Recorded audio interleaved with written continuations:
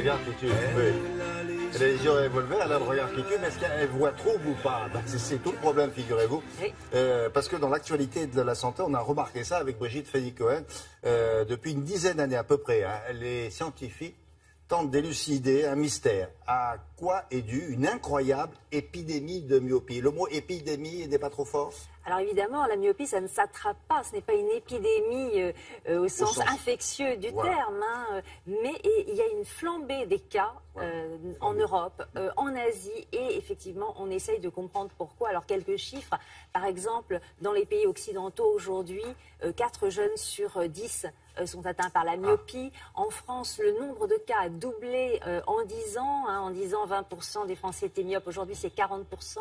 Dans certaines zones urbaines d'Asie, par exemple en Corée, au Japon, à Taïwan, à Singapour, à la fin de leurs études, 80 à 90% des jeunes, donc des jeunes étudiants, sont myopes. C'est énorme. Et dans ces pays-là, c'est peut-être abus de vidéos, de jeux, d'ordinateurs. Alors, effectivement, on a cherché à quoi est due cette flambée des cas de myopie dans le monde. Alors, bien sûr, d'abord, il faut parler de l'hérédité. L'hérédité, c'est quand même une des causes majeures de la myopie. Mais on ne peut pas expliquer cette épidémie incroyable juste par les gènes. Nos gènes n'ont pas pu changer en quelques années ou quelques dizaines d'années. Donc, on a incriminé effectivement la télévision, les ordinateurs, les jeux vidéo. Là, très récemment, une étude européenne, vaste étude européenne sur 7 pays, 3000 participants, une hypothèse a été soulevée et on a vraiment l'impression que là, vraiment, on pourrait tenir la clé du mystère, c'est le manque d'exposition à la lumière. Hein, le fait de ne pas être souvent exposé à la lumière, de ne pas être dehors, de ne pas être au soleil, pourrait être une des causes de cette épidémie de myopie. Avec un spécialiste, nous avons essayé vraiment de démêler le vrai du faux. Parmi toutes les hypothèses avancées, hein, qu'est-ce qui permet d'expliquer aujourd'hui cette épidémie de myopie à travers le monde? On regarde.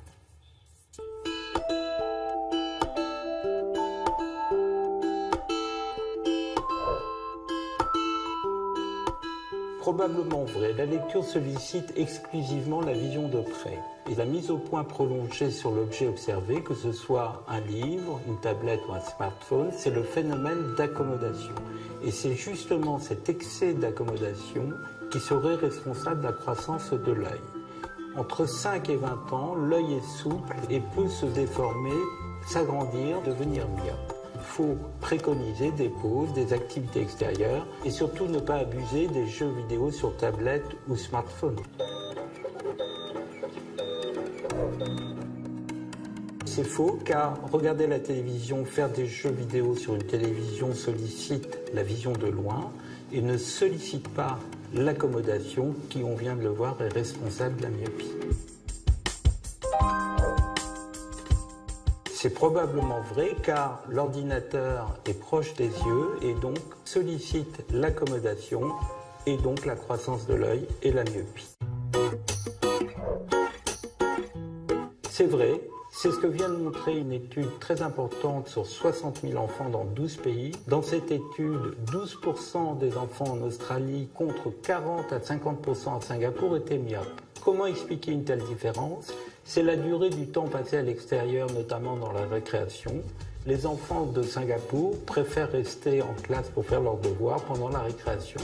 La dopamine est un neurotransmetteur fabriqué par l'œil lorsqu'il est exposé à la lumière naturelle. Cette molécule incite l'œil à ne pas grandir, à ne pas s'allonger, à ne pas devenir myope. Lorsqu'un enfant n'est pas assez exposé à la lumière naturelle, il ne fabrique pas assez de dopamine et risque donc de devenir myope. OHPNF.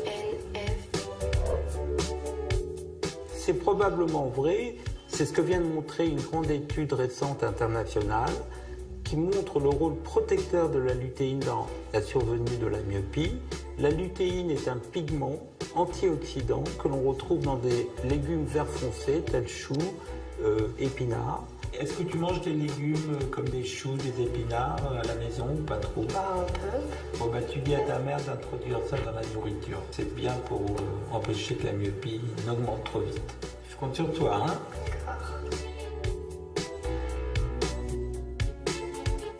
Oui, on a l'impression que c'est ce qu'il dit. Hein. Il ne faut pas abuser de ces écrans-là. Qu'est-ce qu'on peut conseiller aux plus jeunes, donc?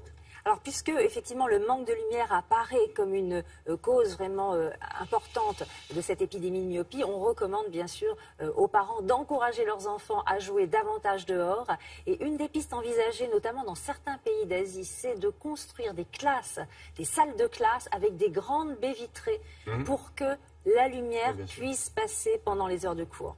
Voilà, dans l'alimentation, il n'y a pas de trois trucs. Et donc l'alimentation, la lutéine, ce pigment qu'on trouve dans les épinards et les choux principalement, un petit peu moins dans le brocoli et les petits pois. Brocoli, petits pois, on en trouve un petit peu aussi. Et c'est vrai que ça peut aussi être un petit peu utile. Merci Brigitte.